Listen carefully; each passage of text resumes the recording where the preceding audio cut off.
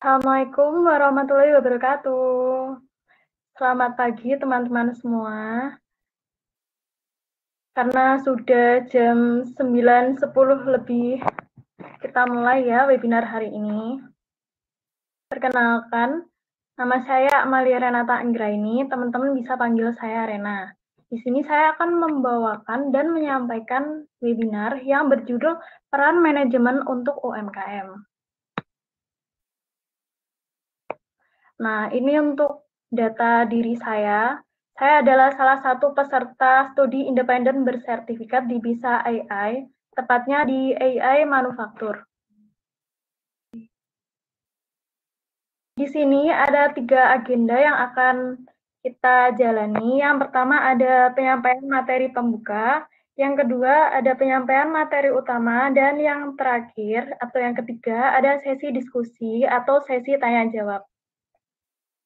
Sebelum memasuki materi pembuka yang pertama, saya izin untuk off-cam terlebih dahulu karena di sini lagi mendung.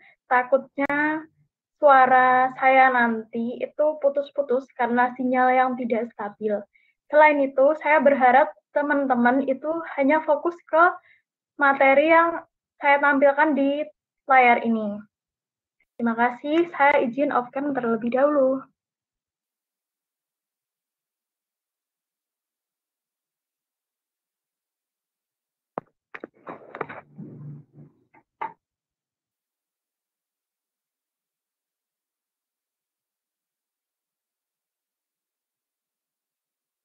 Baik, memasuki materi pembuka yang pertama. Apa sih yang dimaksud dengan UMKM atau kepanjangannya itu usaha mikro kecil dan menengah? UMKM adalah usaha ekonomi produktif yang dimiliki perorangan ataupun kelompok. Contohnya, seperti toko yang dibuka di rumah, misalnya untuk jualan snack ataupun kebutuhan sehari-hari. Kemudian, UMKM itu juga bisa berupa jualan produk buatan tangan, kayak menerima pesanan roti, kemudian menerima pesanan jahit, kemudian buka warung makan, toko jasa print, dan lain sebagainya, itu termasuk UMKM. Intinya, UMKM itu adalah suatu kegiatan yang menghasilkan produk berupa barang atau jasa yang dapat diperjualbelikan, sehingga menghasilkan pendapatan.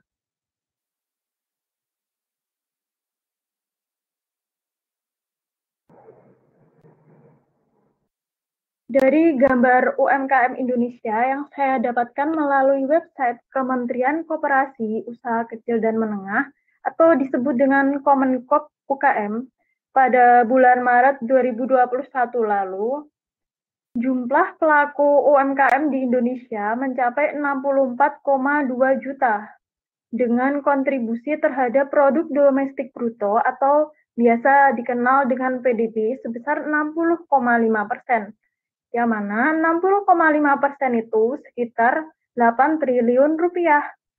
Selain itu, UMKM mampu menyerap 97% dari total angkatan kerja dan mampu menghimpun hingga 60% dari total investasi di Indonesia.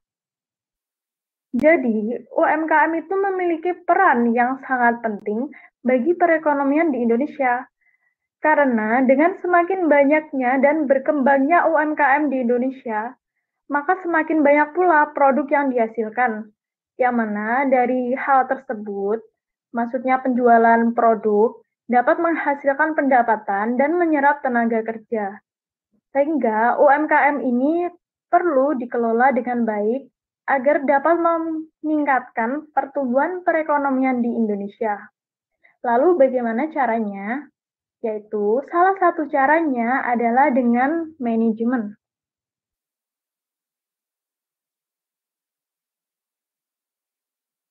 Kemudian, apa sih yang dimaksud dengan manajemen? Manajemen adalah proses perencanaan, pengorganisasian, pengarahan, dan pengawasan usaha-usaha, serta penggunaan sumber daya agar mencapai tujuan yang telah ditetapkan. Selain digunakan untuk bisnis, seperti usaha mikro kecil dan menengah, manajemen juga biasanya digunakan dalam kegiatan berorganisasi, seperti dalam lingkup individu, keluarga, dan juga negara, tidak terlepas dari kegiatan pengelolaan atau manajemen ini. Contohnya, dalam lingkup individu atau perorangan, ketika mengelola sumber daya yang kita miliki, misalnya uang saku atau gaji kita memerlukan perencanaan dalam menggunakan uang tersebut untuk mencapai tujuan yang kita ingin capai. Karena jika tidak ada perencanaan dalam menggunakan uang tersebut, maka tanpa kita sadari, uang kita itu habis. Namun ternyata masih ada keperluan atau kebutuhan yang harus dipenuhi dengan mengeluarkan uang. Kemudian apa aja sih proses dalam kegiatan manajemen itu?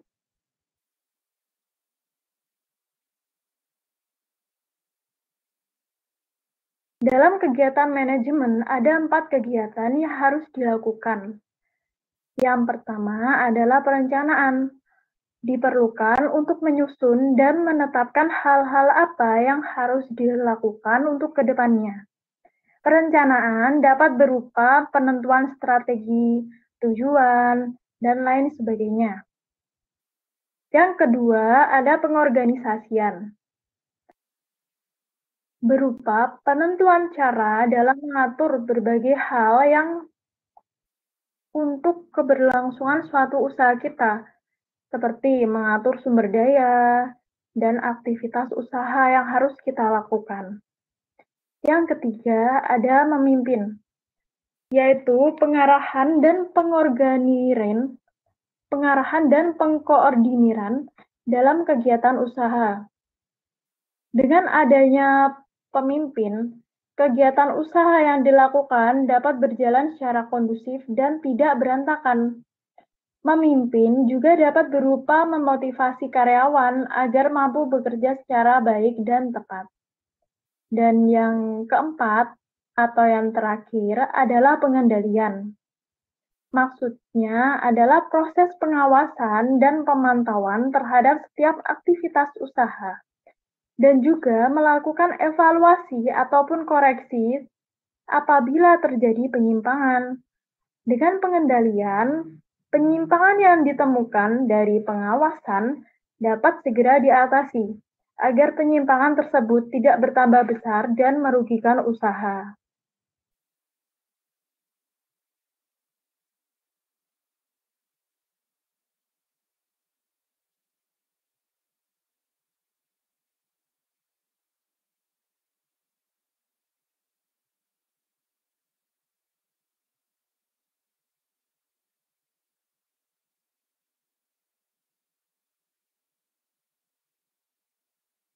Selanjutnya, ada manajemen yang baik.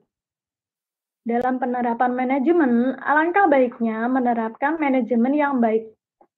Maksudnya, dari manajemen yang baik adalah manajemen yang efisien dan juga efektif. Manajemen yang efektif artinya manajemen yang dilakukan membawa hasil yang sesuai dengan apa yang dikeluarkan. Sedangkan manajemen yang efisien artinya pengelolaan yang dilakukan dengan menggunakan sumber daya seminim mungkin dengan hasil maksimal, atau bisa dibilang menghasilkan keuntungan. Kemudian bagaimana cara agar manajemen yang dilakukan itu bisa dibilang baik? Nah, kita perlu memperhatikan 6 hal berikut.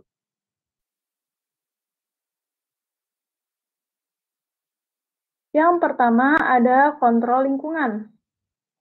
Artinya, mengontrol lingkungan usaha dan sumber daya yang digunakan untuk menghasilkan produk harus dikendalikan dan diarahkan sesuai dengan target yang telah dibuat. Contohnya, kita memiliki bisnis produksi gelas kaca. Pada bulan ini, target produksi gelas kaca adalah 100 buah. Maka kita hanya perlu mengikuti batasan tersebut atau target tersebut.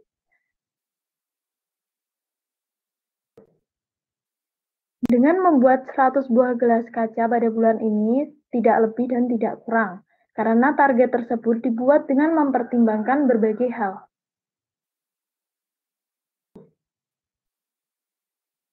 Yang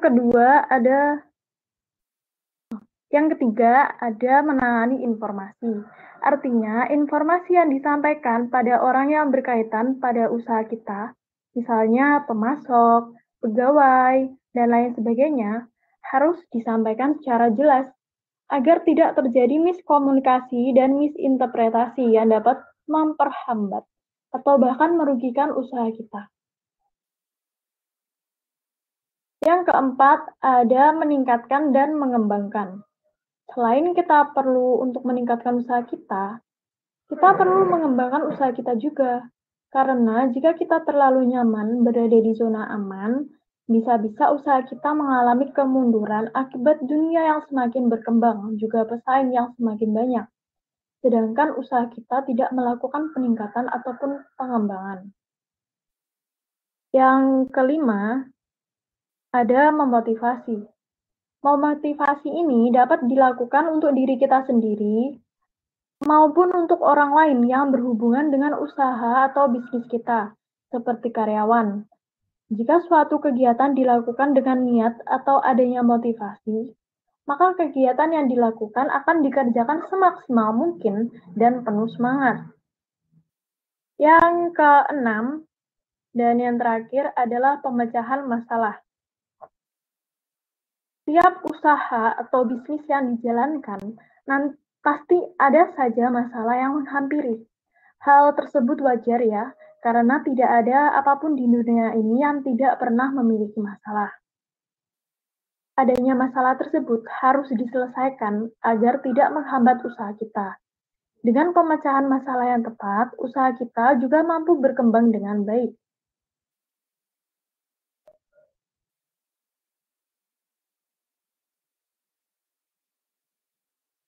Selanjutnya, ada aspek manajemen yang perlu diperhatikan pada UMKM.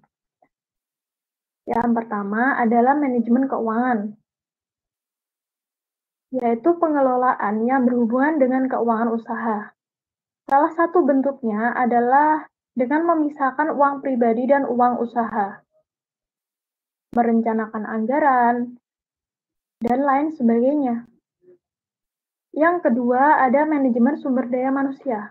Dapat digunakan pada UMKM yang memiliki karyawan ataupun akan memiliki karyawan. Misalnya karena bisnisnya mau dikembangkan, jadi mau nambah karyawan, kayak gitu. Manajemen sumber daya manusia bentuknya seperti perekrutan, motivasi kerja, manajemen kinerja, kemudian penggajian, dan lain sebagainya. Yang ketiga, ada manajemen resiko. Manajemen resiko diperlukan karena dalam melakukan bisnis, kita tidak hanya dapat keuntungan saja, tetapi juga dibarengi dengan resiko. Sehingga resiko perlu dikelola dengan baik agar tidak terjadi hal buruk yang berkepanjangan bagi bisnis kita. Manajemen resiko dapat berupa kegiatan identifikasi resiko, perancangan, strategi, tindakan, dan lainnya. Yang keempat, ada manajemen pemasaran. Berhubungan dengan penyebarluasan produk pada masyarakat. Manajemen pemasaran dapat berupa promosi dan distribusi produk. Yang kelima, ada manajemen produksi. Berhubungan dengan proses produksi atau pembuatan produk, berkaitan dengan sumber daya yang dapat berupa sumber daya manusia, sumber daya bahan, alat, dan lain sebagainya. Yang keenam, ada manajemen pengembangan, yaitu pengelolaan untuk menumbuhkan dan mengembangkan usaha. Aspek-aspek manajemen ini saling berhubungan satu sama lain, sehingga diperlukan pengorganisiran dan pengkoordiniran dengan baik dan tepat.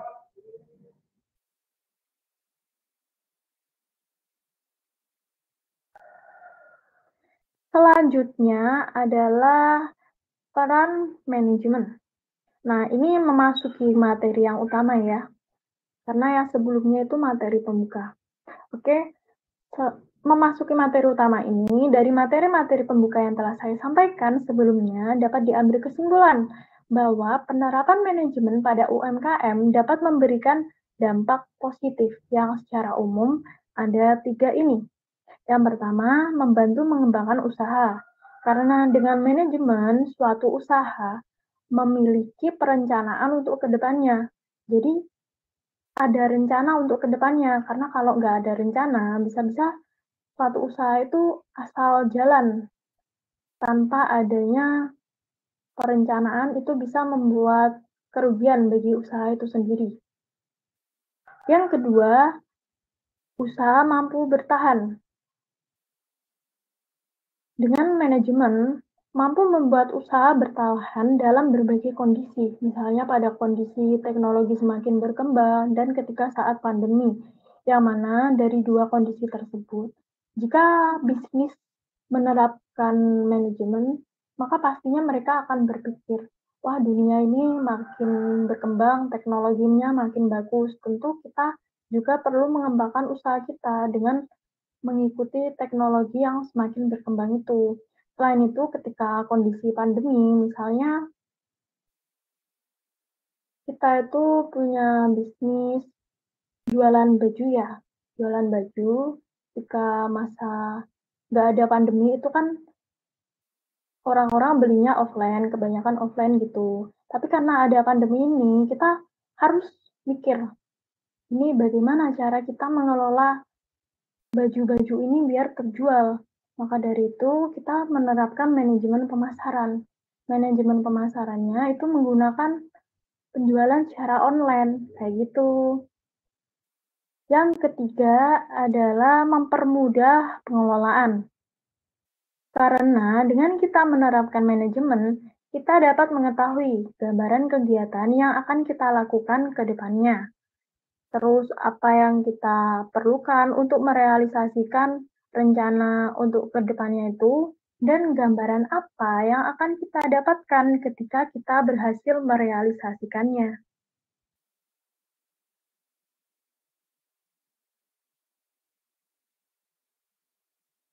Kemudian apa sih yang akan terjadi jika suatu bisnis tidak menerapkan manajemen atau jika menerapkan manajemen yang tidak efektif?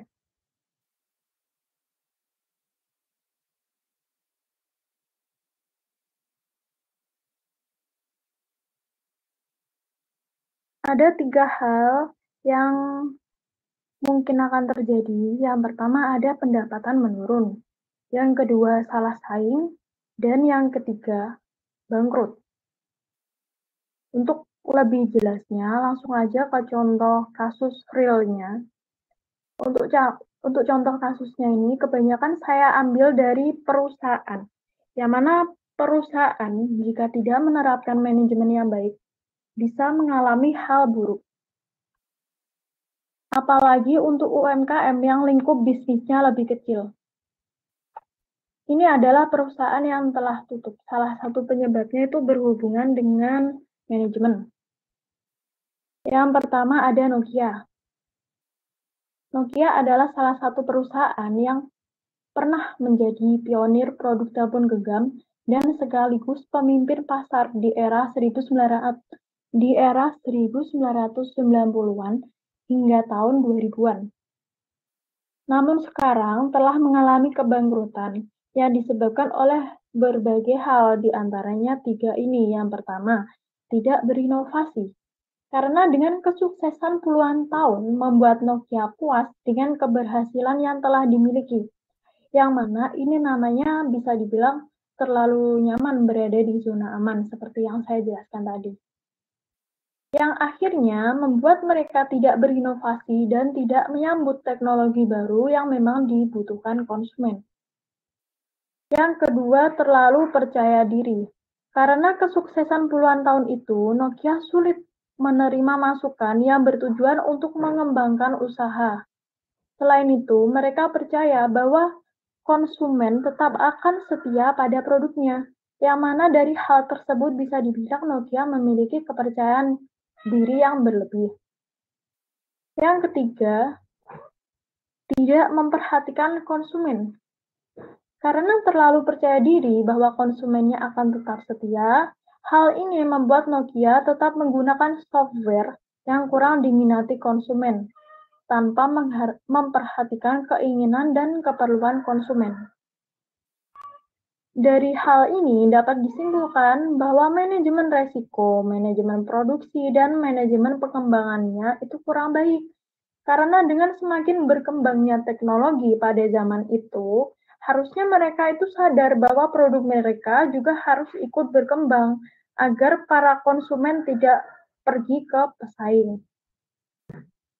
Yang kedua ada Kilapa. Kilapa itu adalah marketplace online khusus untuk produk handmade buatan para pengrajin Indonesia. Telah resmi tutup sekarang karena salah satu penyebabnya tidak dapat bersaing dengan e-commerce lain. Yang artinya bisa dibilang bahwa manajemen pengembangan Kilapa ini kurang baik karena mereka itu mampu tersaingi oleh pesaing. Yang ketiga, contoh ketiga, itu ada PT Sariwangi. PT Sariwangi itu terjerat hutang hingga triliunan rupiah, yang salah satu penyebabnya karena kegagalan investasi untuk meningkatkan produksi perkebunan dengan cara mengembangkan teknologi penyiraman air, di mana dalam kegiatan pengembangan tersebut mengeluarkan uang yang banyak, namun hasilnya tidak sesuai dengan ekspektasi. Dalam prosesnya, PT Sariwangi terkendala dalam pembayaran hutangnya, sehingga akhirnya dinyatakan pailit. Walaupun begitu, kita masih dapat menikmati tes Sariwangi ya, karena merek dan sejumlah asetnya ini telah dibeli PT Unilever Indonesia.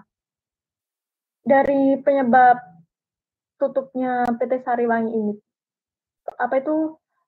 PT Sariwangi ini bisa dibilang manajemen pengembangan dan manajemen keuangannya itu kurang baik. Dan contoh yang keempat itu ada perusahaan Nyonya Menir. Nyonya Menir ini dinyatakan pailit akibat tidak mampu membayar hutang. Selain itu, penjualan retail pada kala itu mengalami penurunan akibat perkembangan teknologi. Yang sayangnya, perusahaan ini tidak mampu mengikuti perkembangan teknologi tersebut, yang mana bisa dibilang manajemen pengembangan dan keuangan Nyonya Menir ini kurang baik, karena selain tidak bisa mengikuti perkembangan teknologi, mereka juga dinyatakan pailit akibat tidak mampu membayar hutangnya. Selain 4 contoh tersebut, ada satu contoh lagi yang ingin saya sampaikan. Saya punya tetangga yang memiliki bisnis peti jenazah. Mereka melakukan penjualan secara offline. Jadi pembeli itu harus datang ke toko atau jika kenal tetangga saya itu, maka mereka bisa menghubungi melalui telepon. Yang mana bisa dibilang penjualan produknya itu sedikit karena konsumen hanya berasal dari lingkup sekitar toko atau lingkup satu kecamatan aja. Tetapi sesudah salah satu anggota keluarganya memposting bisnisnya di Google Maps, banyak pembeli membeli produk ini karena mereka melihat bisnisnya di Google Maps. Jadi calon pembeli itu yang memang memerlukan produk ini kan kadang mencari di Google Maps ya, yang jual produk apa gitu. Nah, mereka itu nyari di Google Maps dan akhirnya ketemu bisnis tetangga saya ini. Apalagi kan waktu itu, tahun 2020 kemarin, mohon maaf maksudnya 2021 kemarin, yang mana parah-parahnya kasus COVID ya. Sehingga tetangga saya ini banyak mendapatkan pesanan melalui WhatsApp, yang mana nomor WhatsApp ini didapatkan dari Google Maps. Dari diskusi melalui WhatsApp, tetangga saya mendapatkan banyak pesanan dari dalam kota dan bahkan luar kota. Akibat hal ini, tenaga kerja yang dulunya hanya satu aja, yaitu tetangga saya itu aja, sekarang bertambah menjadi beberapa orang karena pesanan yang mereka terima itu makin banyak. Namun, karena perencanaan yang kurang tepat, Tetangga saya itu membeli mobil pick-up bekas, yang mana rencananya itu kan mobilnya mau digunakan untuk mengirimkan peti ke pembeli. Karena biasanya tetangga saya mengirimkan peti dengan meminta bantuan orang lain dengan ongkos yang tidak murah. Sayangnya, karena tidak memperkirakan penjualan peti akan menurun karena kasus COVID yang juga mulai menurun, pembelian mobil tersebut bisa dibilang memberikan dampak negatif.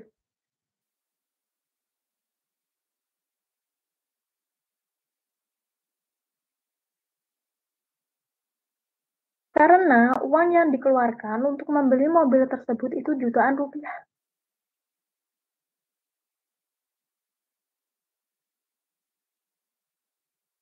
Dengan biaya perbaikan mobil juga, dan mobil tersebut sayangnya sulit untuk digunakan, jadi sulit sulit jalan gitu. Sehingga mobil tersebut itu belum pernah dipakai sama sekali untuk melakukan pengiriman produk mereka. Selain itu, mobil tersebut juga memakan tempat di rumah tetangga saya. Karena tidak berfungsi dengan baik, akhirnya mobil tersebut dijual dan tetangga saya rugi beberapa juta rupiah untuk menjual mobil tersebut. Karena selain menjual di bawah harga perolehannya dulu, tetangga saya juga mengeluarkan uang untuk biaya bengkel sebelumnya kan, sehingga dari contoh ini, tetangga saya tidak menerapkan manajemen atau bisa dibilang menerapkan manajemen yang kurang baik.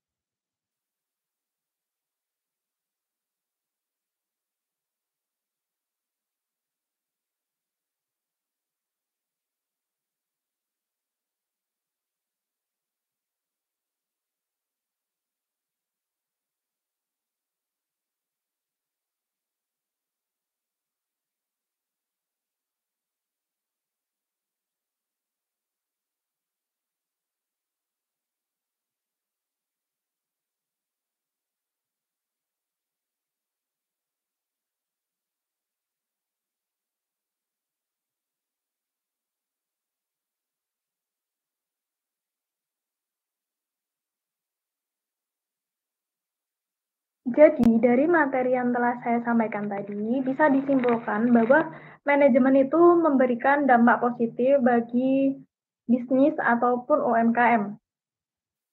Sehingga penerapan manajemen ini harus diterapkan di tiap bisnis untuk mempertahankan UMKM ataupun juga mengembangkan UMKM. Karena semakin banyak UMKM di Indonesia, maka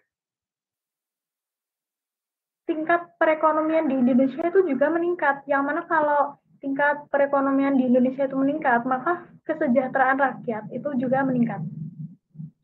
Oke, sekian pemaparan materi pada webinar hari ini. Kepada teman-teman yang memiliki pertanyaan atau masih ada yang dibingungkan mengenai materi ini, bisa menyampaikannya melalui kolom chat ya.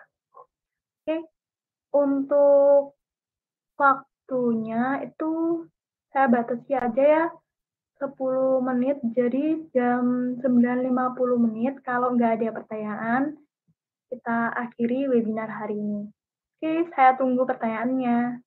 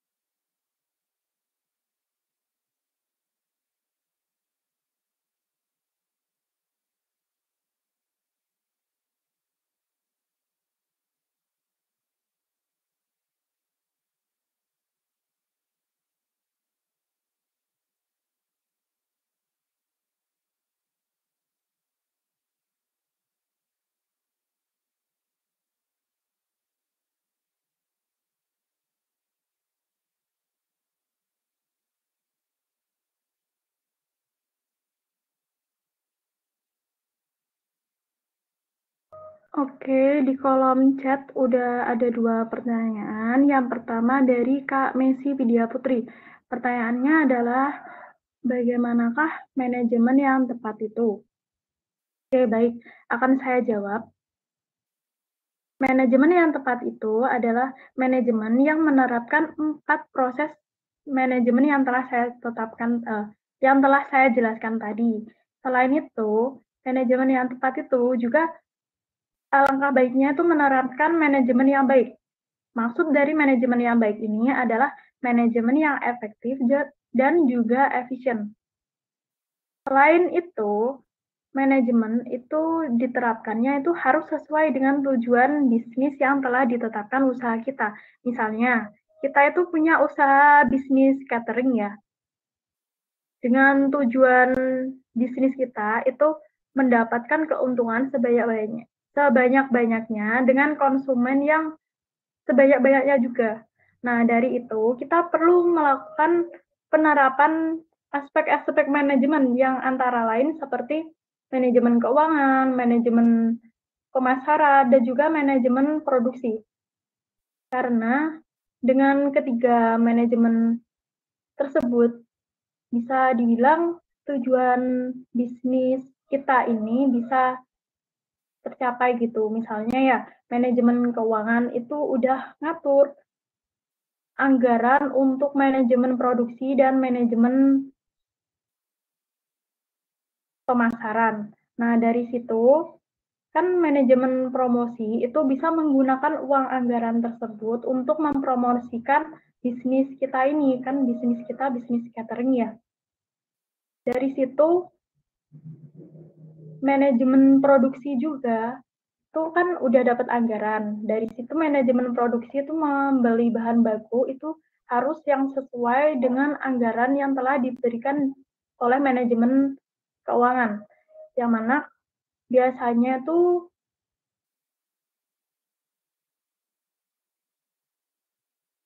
anggaran tersebut seperti itu. Mungkin ada tanggapan ataupun teman-teman yang lain jika ada pendapat lain boleh banget untuk disampaikan. Disampaikannya bisa melalui kolom chat ya.